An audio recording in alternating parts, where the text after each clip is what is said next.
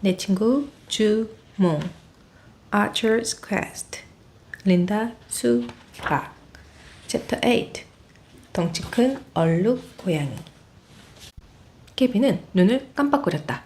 사람이 저렇게 떠있을 수는 없어. 그러면 어디에 서 있는 거지? 곧 케빈은 아치가 동물원 외부 담장 위에 앉아있는 게 분명하다고 생각했다. 동물원 밖으로 나간 다음 바깥 담장을 따라 빙 돌아서 저 위로 올라간 게 틀림없어. 케빈은 전에도 몇 번 와본 적이 있었기 때문에 이 동물원의 지리를 잘 알고 있었다. 동물원은 높은 돌담으로 둘러싸여 있다. 그리고 큰 고양이과 동물들이 갇혀있는 건물과 돌담 사이에는 넓은 잔디밭이 있다. 그곳은 탁자들과 의자들이 놓여있는 소품 구역이었다. 따라서 사람이 펄쩍 뛰어서 건너기에는 너무 사이가 멀었다. 그런데 아치는 도대체 뭘 하려는 거지? 오래 기다릴 필요도 없이 케빈은 곧 그 답을 알 수 있었다. 아치가 순식간에 시야에서 사라지더니 화살을 매긴 활을 손에 든 채 다시 나타났다. 활 시위를 뒤로 팽팽하게 당긴 아치는 신중하게 겨냥을 한 후 화살을 날렸다. 마치 느린 동작을 보듯 케빈은 모든 것을 선명하게 볼 수 있었다. 화살 끝에는 긴 밧줄이 묶여있고 화살은 곧장 우리 바깥쪽에 서 있는 커다란 나무를 향해 날아갔다. 순간 밧줄이 획 잡아당겨지면서 화살의 진로가 바뀌었다. 담장 위에 서 있던 아치가 밧줄을 잡아당긴 것이다. 화살이 나무 줄기 위쪽에 걸렸다. 화살 쪽이 나무에 박힌 것이 아니라 나무 줄기에서 나뭇가지들이 뻗어나간 Y 형태의 교차점에 단단히 잠긴 것이다. 직접 두 눈으로 이 광경을 보지 않았다면 케빈은 이런 일이 가능하다는 말을 믿지 않았을 것이다. 사실 직접 보고서도 여전히 그 사실을 믿을 수가 없었다. 케빈은 화살에서 눈을 돌려서 이 믿을 수 없는 활솜씨를 보인 남자를 쳐다보았다. 아치는 두세 번 밧줄을 당겨보았다. 그리고 안전하다는 것을 확인하자 돌담 위를 따라서 몇 걸음 달리는 듯 싶더니 펄쩍 뛰어서 밧줄에 매달렸다. 화살대가 아치의 몸무게를 지탱하지는 못할 거야. 케빈이 이렇게 생각하는 순간 뚝 부러지는 소리가 났다. 화살대가 부러져 버렸다. 화살이 우리 안의 바닥으로 밧줄과 함께 떨어졌다. 그 밧줄은 하늘에서 발사한 엄청나게 긴 뱀처럼 보였다.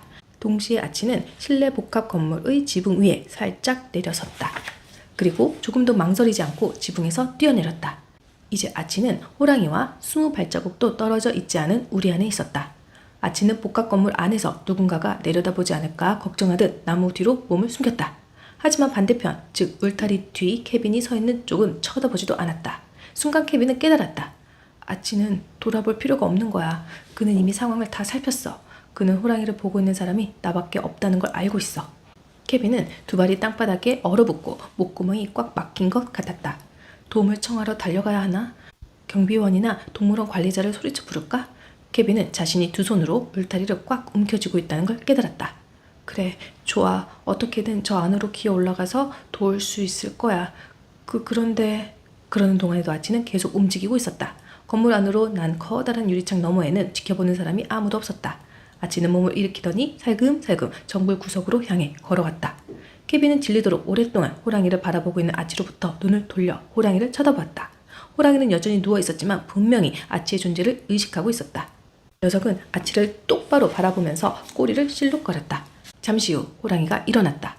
하지만 호랑이는 달리거나 뛸 생각이 없는 듯 잔뜩 웅크리는 자세를 취하지는 않았다. 대신 호랑이는 몸을 나른하게 쭉 뻗었다. 그 모습이 마치 세계 역사상 가장 덩치가 큰 얼룩 고양이처럼 보였다.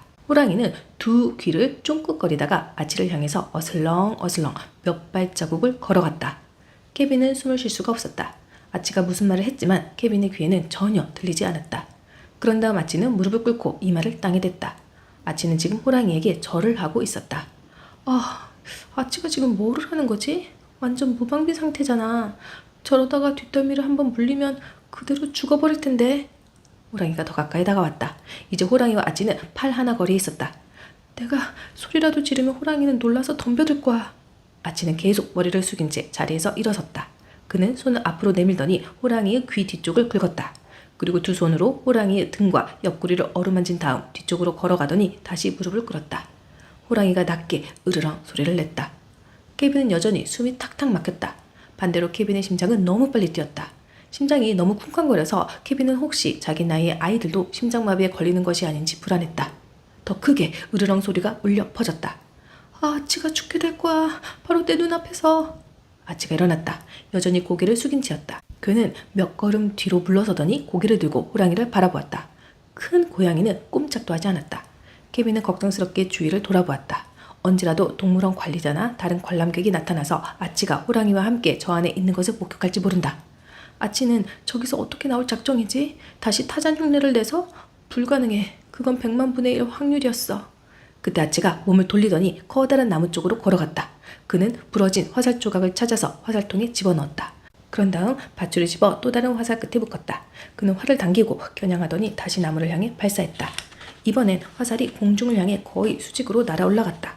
아치가 갑자기 밧줄을 획 잡아당겼고 밧줄은 곧장 아래로 떨어졌다. 화살을 다시 손에 넣은 아치는 밧줄을 풀고 화살을 화살통에 넣더니 이번에는 밧줄 한쪽을 고리 모양으로 묶었다. 케빈은 멍하니 쳐다보다가 입을 해 벌렸다.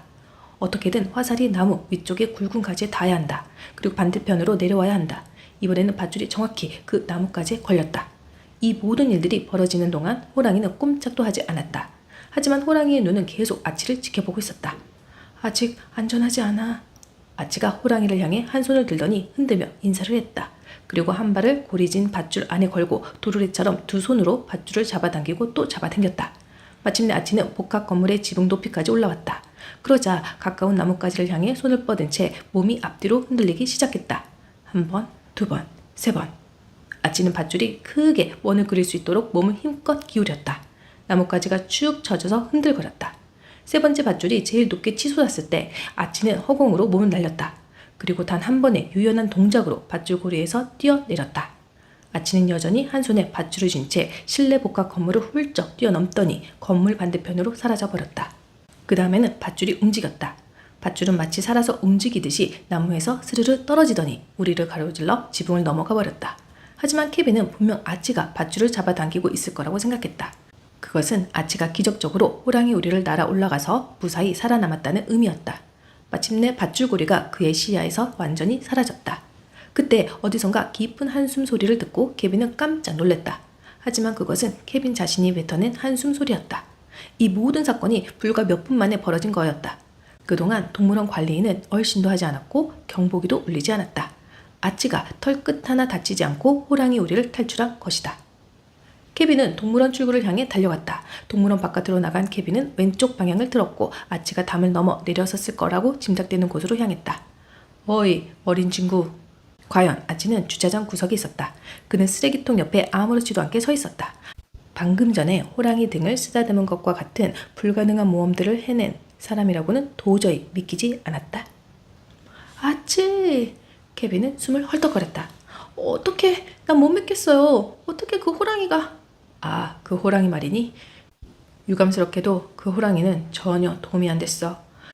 그 호랑이는 우리나라와 아주 멀리 떨어진 나라에서 왔더군. 설사 내가 그 녀석의 등에 올라타서 마법이 나를 데려간다 하더라도 나는 내 나라가 아닌 그 녀석의 조상들 땅에 도착했을 거야. 아, 호랑이가 당신에게 그런 말을 했나요? 아치는 고개를 흔들었다. 바보처럼 굴지 마라, 새끼 개구리야. 분명히 아주 오래전에는 동물들과 사람들이 서로 이야기를 할 수 있었던 시대가 있었지. 하지만 안타깝게도 그건 아주 먼 이야기가 돼버렸단다. 아치는 머리를 갸우뚱했다. 적어도 내가 사는 세상에선 그래. 그런데 지금 이곳에서는 인간이 동물들과 이야기를 할 수가 있나? 아니에요. 하지만 아저씨는 호랑이와 말을 하지 않았는데도 그 호랑이가 아저씨의 나라와 아주 멀리 떨어진 곳에서 왔다는 사실을 알 수 있었네요. 이건 질문 아닌 질문이었다. 그래, 나는 그 호랑이의 털을 보고 알 수 있었어. 내가 알고 있는 산 호랑이들은 겨울에 매서운 추위와 눈으로부터 몸을 보호하기 위해 숱이 많고 두툼한 털이 났거든. 그런데 그 호랑이는 털이 훨씬 가늘더군. 그걸 보고 그 호랑이가 훨씬 더 따뜻한 나라에서 왔다는 걸 알 수 있었지. 케빈은 우리 앞에 붙어 있었던 명판이 떠올랐다. 인도 벵골산 호랑이. 아치 말이 맞아. 아치가 덧붙였다. 그러니까 우린 다른 호랑이를 찾아야 해. 그러나 케빈은 아직 움직일 준비가 되지 않았다. 아저씨는 겁나지 않았나... 그러니까 제 말은 호랑이와 함께 우리 안에 있으면 분명히 겁이 날 거라는 거죠. 아치는 잠깐 망설이다가 대답했다. 내가 그 호랑이를 잘 모르는 건 사실이야. 하지만 두려움보다는 꼭 해야 한다는 필요성이 더 컸지. 우와... 아치의 말은 모든 일이 매우 쉽게 들렸다. 그러나 케빈은 그 현장에 있었다. 케빈은 아치의 행동을 직접 보았고 그것은 결코 쉬운 일이 아니었다. 게다가 그 호랑이는 평생 인간들에 둘러싸여 시간을 보낸 것 같아. 나를 위험한 존재로 느끼지 않더군. 그래서 내가 인사까지 할 수 있었어. 샌 안토니오 동물원 출생. 명판에는 그렇게 쓰여 있었다. 아치가 또다시 옳았다. 만약 아치가 그 호랑이 등에 올라타고 마법이 다시 작용을 했다면 아마 아치와 호랑이는 돌아가기는커녕 샌 안토니오에 떨어졌을 거야. 사실 동물들이 사람을 해치려고 하는 경우에는 매우 드물단다. 보통 때 동물들은 인간들과 함께 조화를 이루며 평화롭게 살기를 원한단다. 심지어 때로는 인간을 도와주러 오기도 해. 내가 바로 그 증인이지. 아치, 아저씨가 호랑이 우리에 들어갔다 나온 그 방법 말이에요. 그건 정말 굉장했어요. 아치는 기쁜 표정을 지었다. 별거 아니다. 누구든 나처럼 열심히 활 연습을 하고 오랫동안 활 솜씨를 익히면 필요할 때 써먹을 수 있는 법이지. 하지만 아저씨가 원하는 곳에 화살이 정확히 가서 꽂히던걸요? 도저히 믿을 수가 없어요. 도저히. 케빈은 더 말을 잇지 못했다. 자신이 느낀 그 엄청난 놀라움을 적당한 말로 표현할 수가 없었다. 아치가 말했다. 하지만 네 눈으로 보았잖니. 내 활솜씨를 말이야. 그건 훈련의 결과지. 머릿속으로 화살이 날아가서 꽂힐 관역을 완벽하게 그려봐야 해. 목표를 모르면 어떻게 그걸 이룰 수 있겠니? 머릿속으로 그려보아라. 그건 케빈을 가르친 축구코치 선생님이 늘 하던 말이었다. 공이 골인되는 상상을 해라. 완벽하게 패스하는 상상을 해라. 아치의 말도 결국 똑같은 말이 아닌가? 그렇지만 케빈도 이미 그 방법을 시도해 보았다. 몇 번이나 자신이 멋지게 골을 차서 득점하는 모습을 상상해 보았고 아빠 앞에서 어려운 수학 문제를 척척 푸는 모습도 상상해 보았다. 하지만 대부분 상상으로만 끝났다. 그리고 간혹 상상했던 대로 이루어졌을 때에도 케빈은 늘 운이 좋아서 그렇게 된 것이 아닐까 의심스러웠다. 난 이해가 안 돼. 무언가를 바라는 것과 그 일이 실제로 일어나게 하는 것은 다른 건데. 케빈이 큰 소리로 말했다. 하지만 아치, 목표를 눈앞에 그려보는 것과 실제로 목표에 도달하는 것은 서로 다르잖아요. 아치는 고개를 끄덕였다. 그렇고 말고 아무리 목표를 눈앞에 그려도 연습이 없으면 아무 소용이 없는 법이지. 마치 눈을 깜빡거리거나 숨을 쉬는 것처럼 그 행동들이 자연스러워질 때까지 규칙적이고 엄격한 연습을 해야만 해. 하지만 아저씨는 다르잖아요. 아니, 제 말은 그게 아니라 아저씨에겐 특별한 재능이 있는 게 분명하다는 거예요. 아치 입꼬리가 실룩거리고 눈빛이 흔들렸다. 그야 그렇지. 하지만 내가 처음 활을 잡았을 때는 어땠을까? 사람들이 지켜보는 가운데 나는 화살을 매기고 활 시위를 뒤로 당기고 겨냥을 하고 시위를 놓았어. 아치는 낄낄 웃었다. 다음 순간 화살이 내 발 앞에 툭 떨어졌지. 나는 정말로 창피했다. 하지만 그 뒤로 계속해서 10발의 화살을 쏘고 나서는 그보다 훨씬 더 창피했지. 단 한 발도 날리지 못했으니까. 케빈은 마음의 기록장을 만들었다. 매기다. 아치가 앞에서도 이 말을 한 적이 있어. 화살과 관계 있는 단어가 분명해. 총알과는 달리 장전한다고 하지 않는구나. 그렇게 형편없었다면서 어떻게... 그러니까 제 말은 아저씨는 실패를 했을 때마다 엄청 열심히 연습을 했겠네요. 그랬지. 그래서 말인데 어쩌면 재능이란 말의 가장 정확한 의미는 이게 아닐까 싶다. 바로 훈련 의지 말이다. 훈련? 연습이 필요하다는 것을 분명히 깨닫고 자신의 실력을 반드시 향상시키고 싶다는 바람 말이다. 달리 말하자면 목표를 향해서 열심히 노력하는 의지를 가진 사람만이 진정한 재능을 가진 사람이라고 할 수 있다. 나라면 처음부터 당장 화살을 날릴 수 있는 사람보다는 그렇게 되도록 노력하는 제자를 더 갖고 싶어 할 게다. 케빈은 고개를 흔들었다. 그렇지만 아치, 똑같은 일을 반복하는 것은 너무 지루해요. 지루함은 그 일 자체나 혹은 반복에서 비롯된 것이 아니다. 지루함은 그 일을 수행하는 사람의 정신에서 비롯된 것이지. 정신 속에는 무슨 일이든 지루해질 수가 있다. 하지만 그 반대인 경우도 있단다. 우리의 정신은 어떤 일이든 재밌다고 느낄 수가 있다. 어떤 일도? 분명히 아치는 6학년 사회숙제를 해본 적이 없는 거야. 좋아요. 그렇게 말하며 케빈은 몸을 조금 앞으로 숙였다. 이제 막 활 쏘기를 시작했다 치고 만약 화살을 100발쯤 쏘는 연습을 한다고 가정해보세요. 아마 20발쯤이나 30발쯤 재미가 있을 테지요. 하지만 그걸 넘어가면 더 이상 재미는 없을 거예요. 대부분의 사람들은 그 집에서 그 일을 그만두고 무언가 다른 일을 찾을 거예요. 물론 나도 그럴 테고요. 훈련 의지가 부족한 사람들은 그럴 테지. 하지만 의지가 있는 사람들은 목표를 이룰 수 있는 확실한 전략을 갖고 있다. 전략이 있다고요? 단순히 그냥 해야 하기 때문에 하는 게 아니라 전략이 있군요.